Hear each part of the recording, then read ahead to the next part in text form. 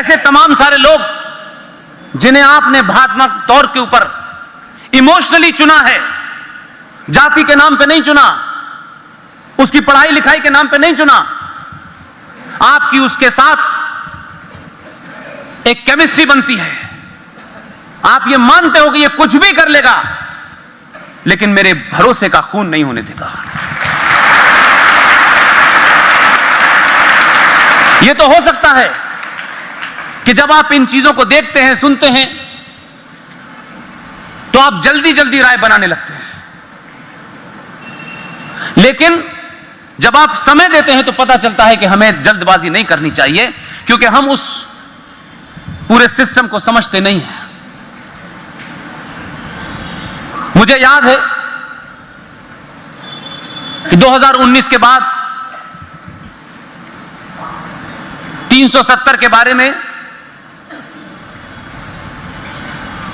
इतनी बड़ी सरकार, इतने बड़े लोग, आप इस बात पे ध्यान दीजिएगा, 370 को हटाने वाली घटना सिर्फ 2 ही लोगों को क्यों पता थी? क्यों उन्होंने अपने लोगों से भी इसको खामोश रखा? आपके दल में भी बहुत सारे लोग हैं जिन्हें पड़ोसियों से बहुत प्यार है। ऐसा नहीं है, बहुत पास से देखा लोगों को, वो ये जानते थे, उनको लगा मैं देश और राष्ट्र के प्रति इस समय ज्यादा इंपॉर्टेंट है बनस्पत पार्टी के लोगों को भरोसे में लेने के।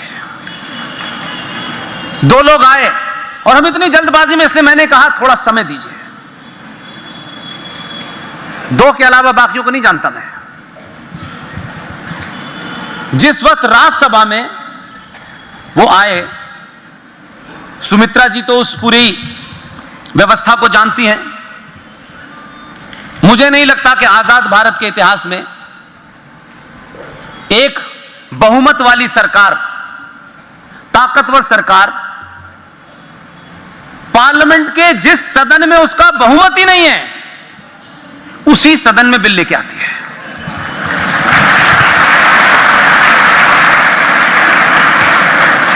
यह रिस्क कोई उठा नहीं सकता है।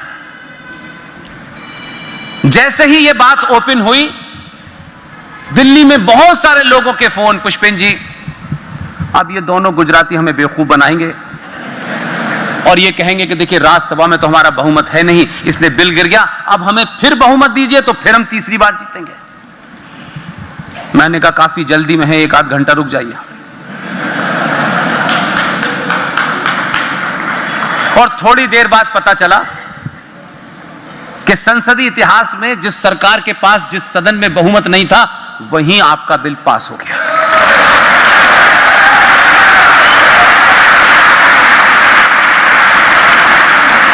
यह बात आपके शहर में सुमित्रा जी तो सबसे ज्यादा जानती होंगी, लेकिन सुमित्रा जी भी चुप रही, क्योंकि उस वक्त चुप रहना ही सबसे बड़ा काम था।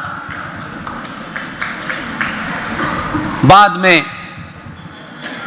जब लोगों को पता चला, बहुतों को पता नहीं है, बहुतों को पता है, मैं अपनी ऐसी पब्लिक मीटिंग में इसलिए सार्वजनिक करता हूं कि आप ये मान के चलें कि आपने मूर्खों को नहीं चुना है।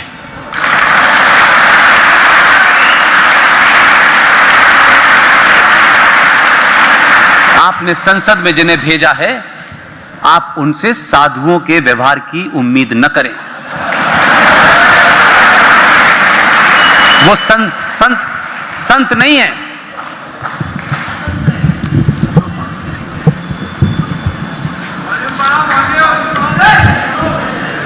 लिहाजा 1 महीने बाद जो बात सार्वजनिक की मैंने, लोग मुझसे लगता है 5 मिनट तक खड़े होकर हंसते रहे।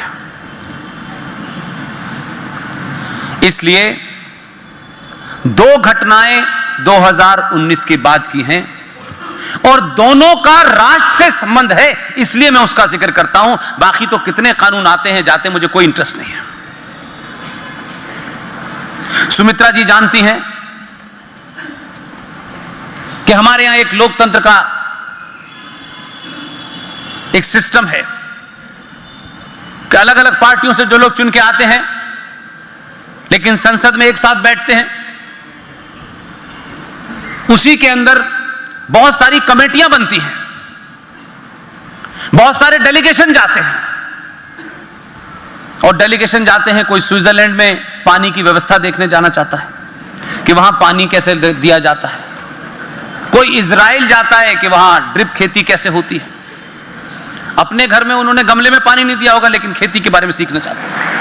अब ये हैं कमेटियां, लोगों को घूमने घामने का एक तरीका बना हुआ है लोकतंत्र में, अच्छी बात है, बना रहे, इसका इस्तेमाल ठीक करना चाहिए। आपका दबाव कितना था, मैं फिर वही बात आपके पास आता हूं। आपके दबाव के कारण उनको लगा कि इसी व्यवस्था में से हमें कोई रास्ता निकालना है जो संवैधानिक भी हो, गैर कानूनी ना हो और काम भी हो जाए। यह दबाव आपके लोगों को सोचने का, उसको कैसे करा जाए, कोई जुगाड़ जो शब्द है, उन्होंने उसकी तरफ इशारा किया। 2019 में जब यह 370 का बिल आया, यही तो वजह थी कि वो महबूबा जिनसे 2 साल की मोहब्बत चली,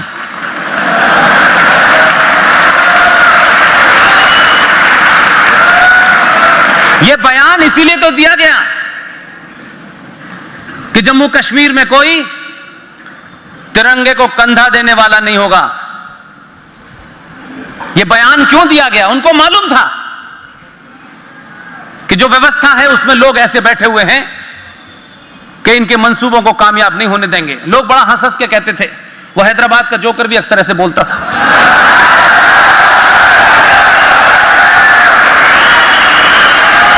क्योंकि उन्होंने इस 70 साल में यही देखा था। लिहाजा 2 महीने पहले उसने सारी पार्टियों के एमपी से बातचीत की और 2 डेलीगेशन बनाए और कहा कि आप नीदरलैंड जाइए, वहां जाकर के पानी की क्या व्यवस्था होती है, म्युनिसिपैलिटी कैसे चलती है। अब ये गुप्त रखना क्यों जरूरी था? क्योंकि हम लोगों को बोलने की आदत बहुत है और आपका दबाव जो सत्ता के शीर्ष पे हैं उनके ऊपर है, वो दिखता है, इसीलिए वो नई नई चीजें खोजते हैं। और उस वक्त जब उन्होंने एक डेलीगेशन बनाया, इसमें इतने एमपी इनके, इतने एमपी इनके, तो हमारे एक मित्र हैं, पहले उपाध्यक्ष थे, अब नहीं हैं। मैंने उनसे पूछा, ये समझदारी का काम आपने इतने शातिरपने से कैसे किया? तो बोले, उन्होंने कहा कि कुछ लोगों ने कहा कि भाई ये जो 40 लोगों का डेलीगेशन जा रहा है नीदरलैंड, इसमें बीजेपी के लोग कम हैं। तो उन्होंने उनसे कहा कि मोदी जी ने कहा है सबका साथ सबका विकास, और आप उनकी श्रूडनेस देखिए। इसलिए मैंने कहा कि निजी स्वार्थों के लिए, अपने लिए, अपने परिवार के लिए, अपनी जाति के लिए अगर कुछ भी आप गलत करते हैं तो मैं उसे क्राइम मानता हूं, जुर्म मानता हूं। अगर राष्ट्र के लिए झूठ भी बोलते हैं, कोई बहुत बड़ा कत्ल भी करते हैं, तो मैं उसे जुर्म नहीं मानता, क्योंकि यहां राष्ट्र की बात है। इसलिए उन आदमी ने, जो पहला वाला नहीं कर पा रहा था, दूसरे वाले ने नीदरलैंड भेज दिया। और इतना समझदार है, इसलिए गुप्त रखा कि जिस दिन उनको 370 पार्लियामेंट में लाना था, उस दिन नीदरलैंड से कोई फ्लाइट भी नहीं थी दिल्ली की।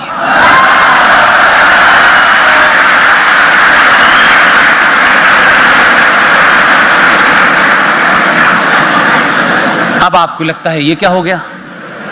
तो पार्लियामेंट में जो बैठे हुए थे, जो आलू से सोना बना रहे थे, वो पीछे देख रहे थे,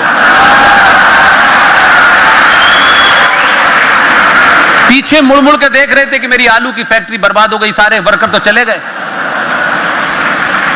ये सिर्फ मैं आपको समझाने नहीं, सिर्फ इसलिए बताने आया हूं, ऐसे ही लोग चुनिए। चाहे इंदौर हो, चाहे मुंबई हो, ऐसे ही लोग चुनिए। निजी स्वार्थों को पूरा करने वाले लोगों को मत चुनिए।